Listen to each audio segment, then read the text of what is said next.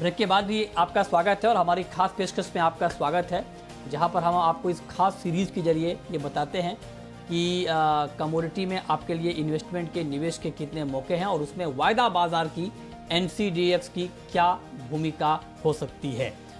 तो इस पर हम चर्चा करेंगे। खेती किसानी का काम काफ़ी अनिश्चितताओं से भरा होता है।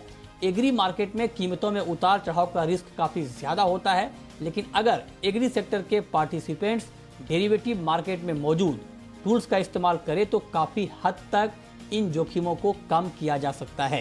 तो आज कमोडिटी की क्लास में हम यही चर्चा करने वाले हैं कि कैसे डेरिवेटिव मार्केट के जरिए एग्री सेक्टर की ग्रोथ को नई दिशा दी जा सकती है। लेकिन उससे पहले देखिए ये रिपोर्ट।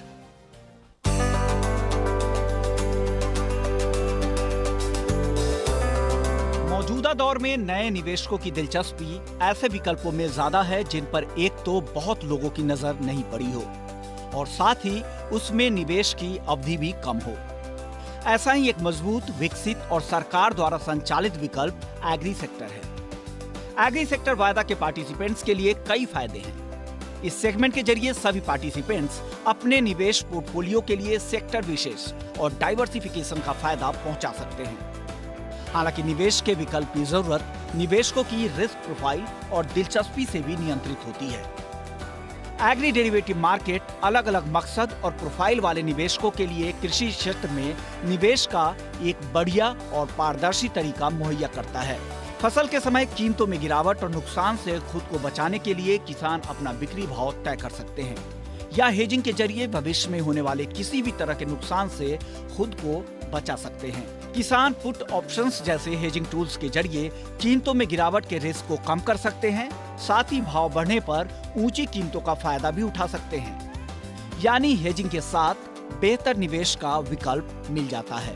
भविष्य में होने वाले कच्चे माल की जरूरतों के मद्देनजर स्वयं को मूल्य जोखिम से बचाने के लिए प्रोसेसर्स, ट्रेडर्स और स्टॉकिस्ट डेरिवेटिव प्लेटफॉर्म का इस्तेमाल कर सकते हैं। वे कच्चे माल की कीमतों में उतार चढ़ाव के रिस्क से बचने के लिए आगे के महीनों के फ्यूचर्स कॉन्ट्रैक्ट में सौदे बनाकर हेजिंग कर सकते हैं, ताकि भविष्य में कीमतों में उतार चढ़ाव के कारण होने वाले संभावित नुकसान से छुटकारा मिल जाए। इसके अलावा वायदा सौदे में लेवरेज डील्स के जरिए वर्किंग कैपिटल का बेहतर इस्तेमाल किया जा सकता है।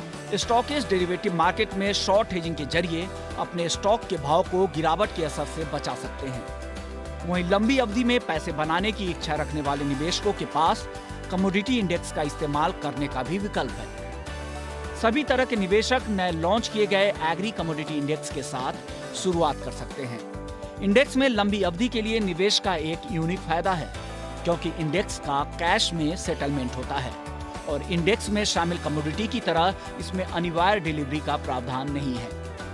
एनसीडीएक्स के एग्री डेक्स में सभी सेगमेंट के निवेशकों की अच्छी भागीदारी अब तक दिखी है और लॉन्च के पहले साल में एग्री डेक्स में 40% का प्राइस मूवमेंट देखने को मिला है।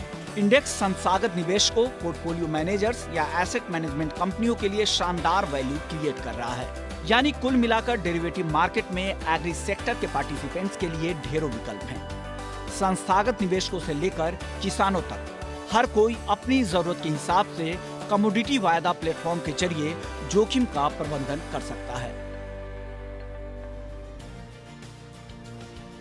और आज कमोडिटी की क्लास में बात करने के लिए हमारे साथ हैं Amardev Singh, senior vice president advisory angel broking के। बहुत बहुत स्वागत है अमर जी आपका, और बहुत लंबे समय के बाद आपसे बात हो रही है।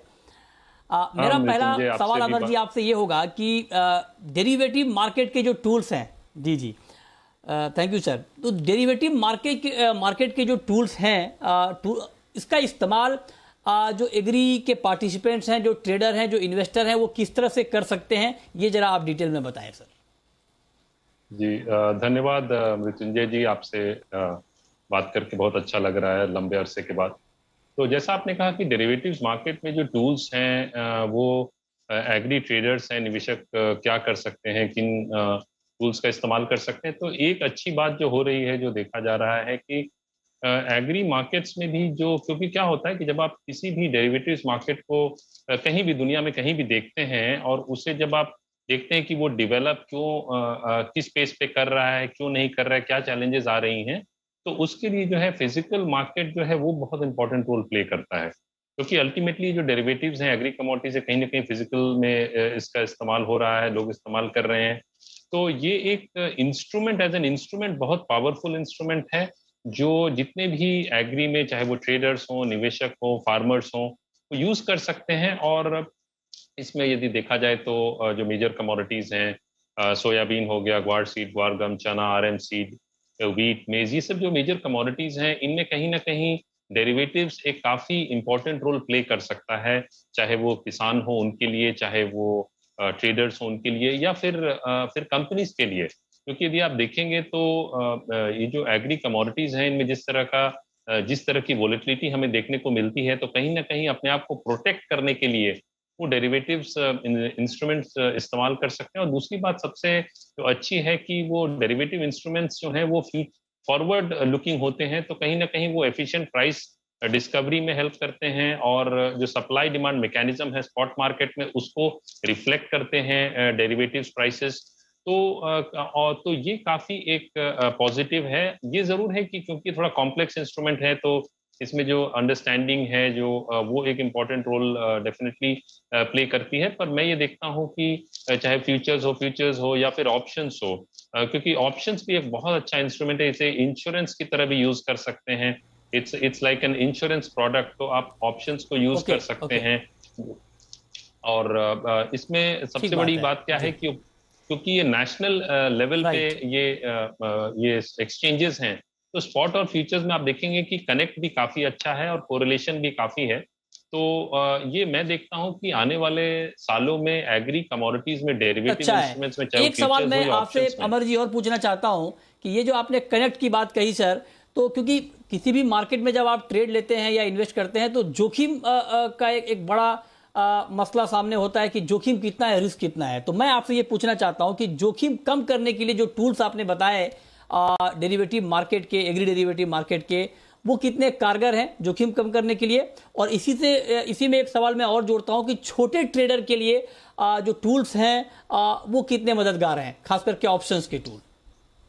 जी, सबसे पहले मैं ये कहना चाहूंगा कि यदि वो जोखिम कम करना चाहते हैं तब उन्हें कहीं ना कहीं डेरिवेटिव इंस्ट्रूमेंट्स में आना पड़ेगा। लेकिन ये समझना बहुत जरूरी है कि दो चीजें होती हैं, एक होती है हेजिंग और दूसरी होती है ट्रेडिंग।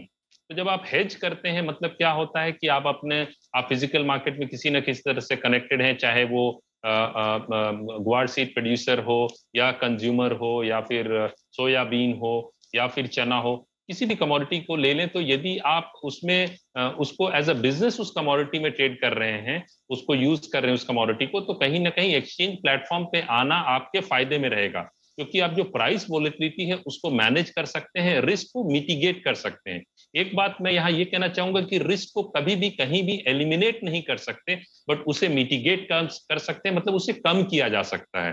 तो ये प्लेटफॉर्म और पूरे दुनिया में आप देखें तो मतलब दशकों से ये प्लेटफॉर्म्स जो हैं वो चल रहे हैं, और काफी इस पे जैसे मार्केट्स मैच्योर होती हैं तो इनकी वैल्यू और बढ़ती है और इनकी इंपॉर्टेंस और बढ़ती है। और दूसरा आपने जो कहा ऑप्शंस या स्मॉल ट्रेडर्स जो हैं उनके लिए ऑप्शंस एक अच्छा इंस्ट्रूमेंट है ट्रेड करने के लिए।